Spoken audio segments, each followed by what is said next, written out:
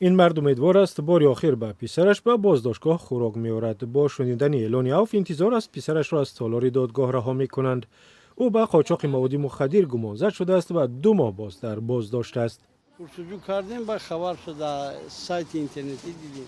پرسیدیم کی گفتن آزاد میشه. در چیز 17 غلطیدگی است.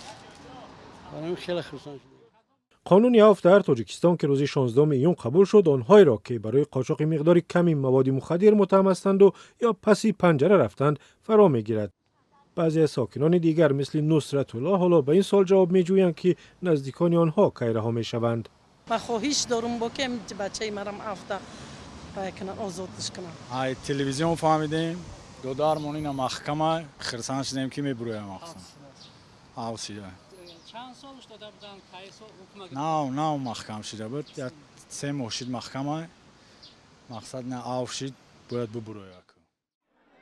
بر اساس قانون نوی عفو هزاران نفر از زندان و بازداشتگاه‌های تاجیکستان آزاد میشوند و مهلت حبسی تعداد دیگر را کم میکنند. مقامات میگویند قانون اساساً به زنان، نابالغان و آنهایی که جنایتی سبک کردند تطبیق می شود.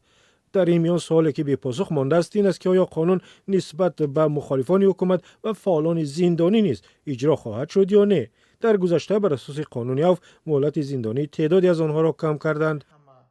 فرهاد آدینه فعال جامعه شهروندی در اروپا میگوید نه همه بر اساس این قانون آزاد میشوند. برای مثال بعضی ها که ماده های جنایی که در این لایحه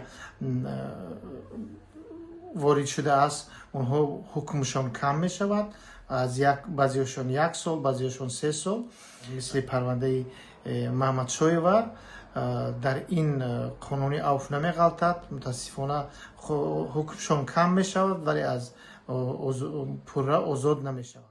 بر اساس این سند که امام علی رحمان رئیس جمهور امضا کرد زیاده از 18,000 کس را در تاجیکستان عفو میکنند. بار آخر ماه مارس سال 2025 عفو تقریبا 900 زندانی اعلان شد. از آن پیش ماه سپتامبر سال 2021 و به افتخار 30 سالگی استقلال 11,500 کس را از جوابگری جنایی آزاد کردند یا از زندانها رها نمودند. در زندانهای تاجیکستان بیشتر از 10,000 نفر نگه داشته می شود. وزارت کارهای خارجه آمریکا در ماه اپریل سال 2024 از حد زیاد بودن زندانیان را در محبس‌های تاجیکستان مشکل جدی نامیده بود.